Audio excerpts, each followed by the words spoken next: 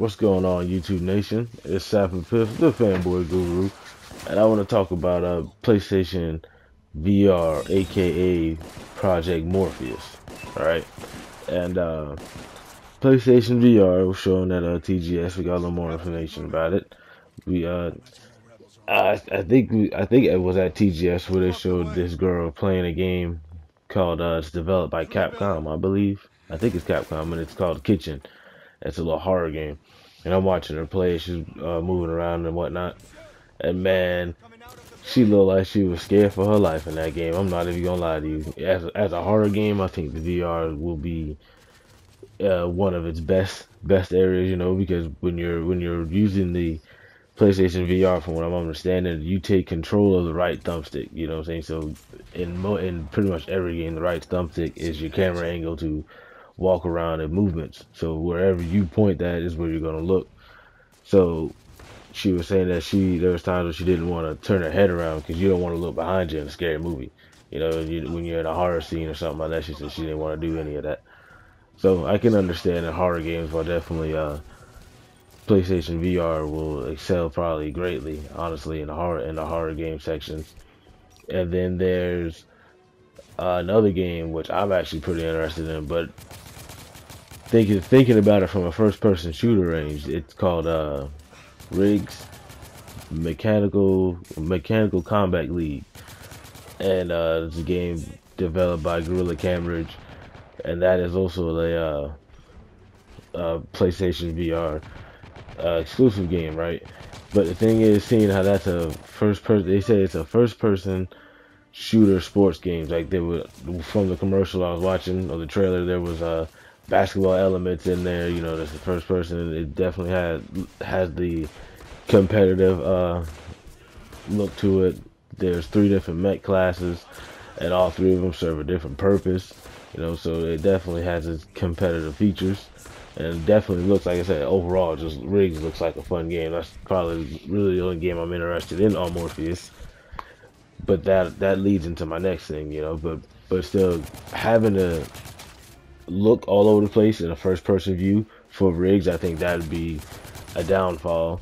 You know, I was reading a little article, and that was one of the author's reasons for why he doesn't want to play Rigs again on the VRs, because moving around in first person view, twisting your head, looking up hallways, you know, we all know how first person games play, and doing that legitimately constantly at a fast pace can probably get pretty nauseating, and probably head, or you know what I'm saying, like let's say your neck got sore from looking up so much, you know, catching cramps or whatnot, kinks in your body.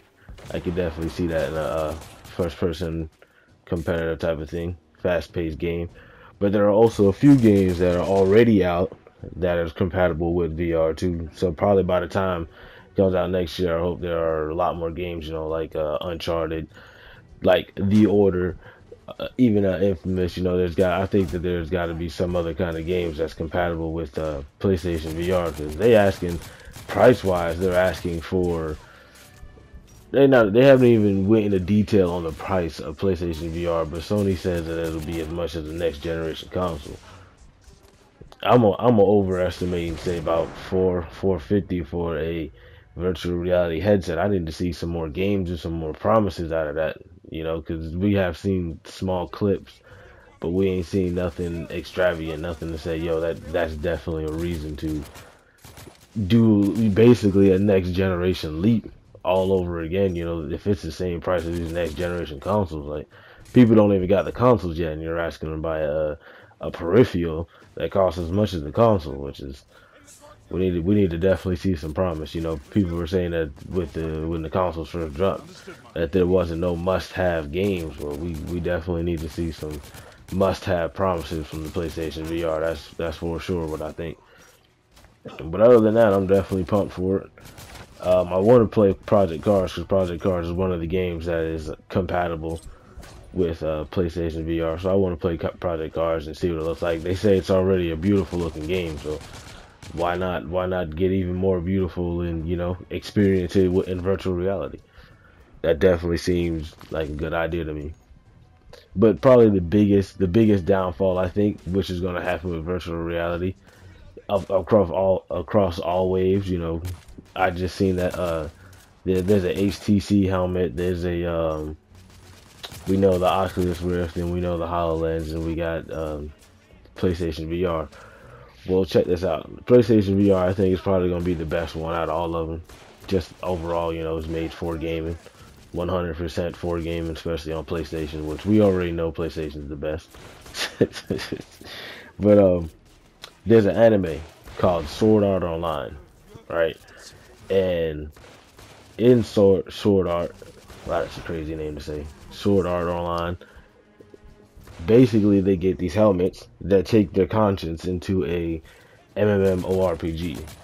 And in that anime, if you die in the anime or in the game, you die in real life. You know, that's the basic premise of Sword Art, right? But what I'm saying is gonna fail is because I'm telling you, people are gonna lose their minds. They're gonna lose their lives. You know, between I think the best two divisions are gonna be the horror division and the porn division that benefits from freaking VR. Because man, listen, we already know that there are plenty of people out there who just don't want to go outside. Think about technology in general. Like people will have your cell phone. You'll be out a town away from where you live or going on a vacation, little road trip, and people who have their cell phones and they still basically at home. You know what I'm saying? You could be an hour away from your house with your cell phone in your hand and still be at home. Yeah, I'm telling you, these people are gonna lose their jobs. Little kids aren't going to school. Like, yo, people are gonna get lost in this VR. If it's as nice as Sony says and as nice as, you know, the positive articles, because there's not much to go on, you know what I'm saying, besides um, things like nauseating and headaches, which would be probably another good comment, and seizures, you know, because having something that close on your face for so long, extended period of times, we know is not healthy. Imagine walking around with 3D glasses for, you know, saying a good couple hours sessions, basically.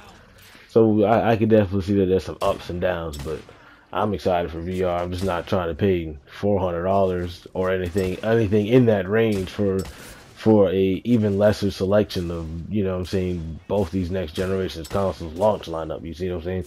Like we definitely need more games that are compatible with the VR. I don't care, indies, triple A's, it don't matter. We just definitely need some more games than the small few that we already know about for VR, definitely. But that's all about I got for y'all today. I'm logging out. You guys enjoy. Deuces. PlayStation